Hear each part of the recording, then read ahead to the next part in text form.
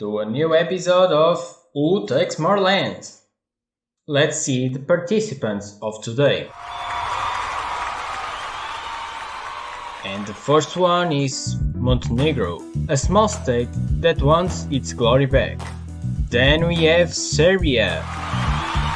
Serbia is a growing country that's trying to regain old territories and more if possible. The third one, Greece. It's the same as Serbia, but Greece is bigger. And the last one is Bulgaria, the Balkan version of Russia. They want everything, or at least Thessaloniki. And the opponent, the Ottoman Empire, a debilitating state that is near to collapse. Probably will last more 6 years. Did you say something, son? Well, let's see if they get what they want. What did you say, son?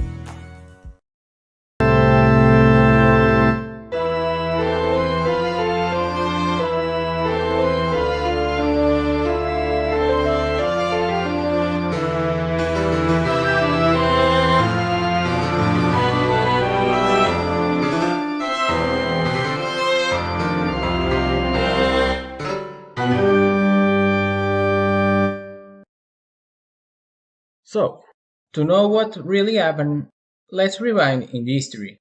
Yeah, it's rewind time. It's 19th century and nationalism is rising, but there is one more thing that is different. The Ottoman Empire is no longer the one that in the 15th century conquered the Balkan region. This empire suffered centuries of rebellion, crisis and wars that dragged it into a state of degradation. In 1830, Greece gained independence, followed by Serbia, Montenegro, Bulgaria and Romania in 1878 with the help of Russian Empire.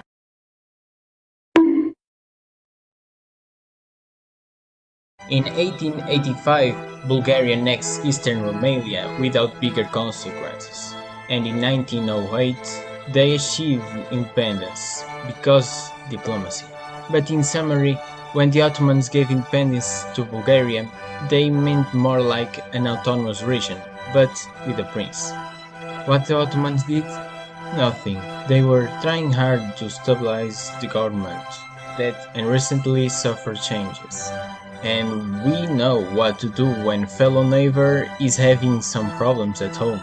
We take advantage, or at least it was what Bulgaria and the Austrian-Hungarian Empire did.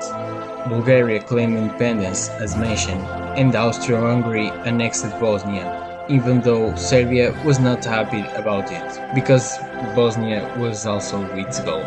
They were so enraged that they would probably kill an archduke just to get Bosnia. But there's more, because Italy wants a piece of land, and sick man of Europe was giving it for free.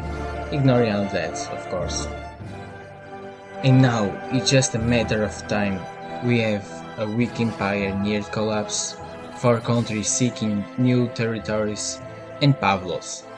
What's so special about Pavlos? Well, he's an Orthodox Greek Macedonian that lives in the Ottoman Empire. And let's say that last years were not favorable to him. And these annoy some nations, especially Russia and the Balkan states. But don't worry, because it seems that Montenegro declared war in the Ottoman Empire. Let's see how it happened.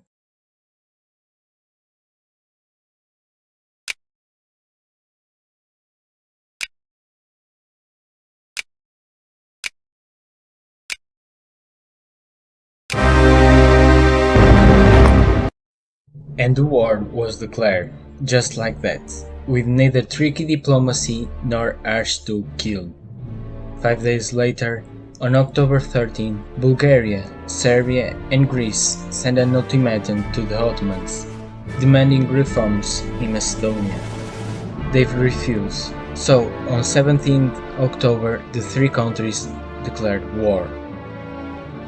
Bulgaria mobilized 600,000, Serbia 255,000, Greece around 120,000, Montenegro 40,000, and the Ottoman Empire 350,000 at the beginning of the war.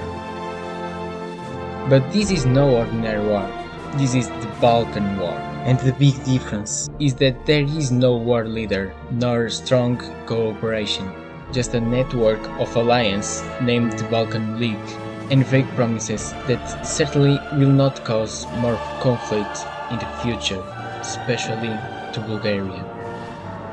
The hostilities were opened by Greece, that concentrated its efforts in Epirus, and on October 19th the Battle of Saran was fought. The Ottomans retreated to Giannitsa, where they once again battled. In Sanjak Theatre, Serbs and Montenegrins advanced. On 23rd of October, the Serbs defeated the Ottoman forces in Komanov and soon laid siege to the city of Scutari. And in 17 November, in the Macedonia theatre, once again the Ottomans were defeated by the Serbs in Monastir, nowadays Bitola. Bulgaria focused their forces in Thracia, winning important battles like Kirk Kilis in 24th of October and Lulburgas, the biggest of the war, in 28th October, that led to the siege of Adrianople, nowadays Edirne, in 3rd of November. The Bulgarians pushed the Ottomans into the Chaltazes line, where they set defenses. The Bulgarian forces ended up losing initiative, which led to the trench war, and we know what will happen. Although Bulgaria didn't send many troops to Macedonia, those are quite important as these territories were in Bulgarian interest. But on 26th of October, the Greeks captured Thessaloniki, a city that Bulgaria really wanted at all costs, and obviously they were furious. Hey, so we said that we wanted the city? What city? The city, Thessaloniki. Oh, right. So, can you give it to us? No. Dude. Uncool. Wait, what? But surely this will not cause any future problems, in the same way that the Ottomans were dealing. In addition to losing the war, they were surprised by a declaration of independence by Albania on 28th of November, and soon they agreed an armistice with Bulgaria, Serbia and Montenegro. In London, peace negotiations were starting off, and soon peace will be reached.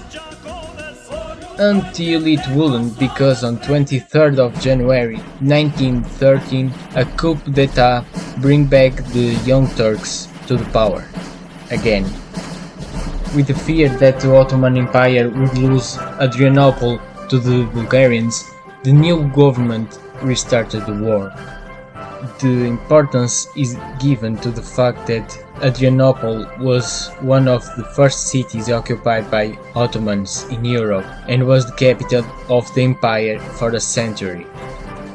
On 26th of January, Bulgaria attacked Bular near Gallipoli, and on 3rd February they started a new offensive in Chaltazes line that would last 2 months, but with little success. On 26th of March, Adrianople was captured, ending the 4th month siege. Also, in same context, the Greeks captured Janina after the Battle of Pisani on 6th of March, and Serbs and Montenegrins captured Scutari on 23rd of April. With the total loss of Ottoman Europe on 20th of May 1913, the Treaty of London was signed.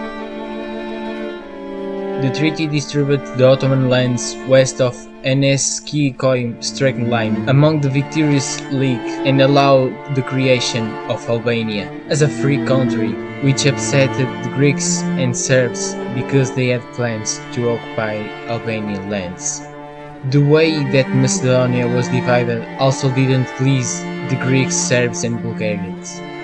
In the end, The Ottoman Empire had 340,000 casualties and the Balkan League 108,000.